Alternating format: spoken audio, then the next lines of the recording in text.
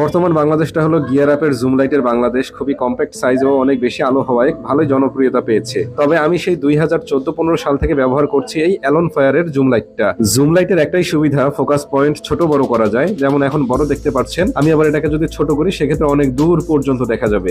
দেখতে পাচ্ছেন সব দেখা যাচ্ছে। এখন যদি আবার এটাকে আমি ছোট করি সেক্ষেত্রে আলোটা ছোট হয়ে যাবে এবং অনেক দূর পর্যন্ত দেখা যাবে। এই লাইটের এত পরিমাণে পাওয়ার যে অনেক ভালো ভালো ব্র্যান্ডের লাইটকেও টেক্কা দিতে পারে।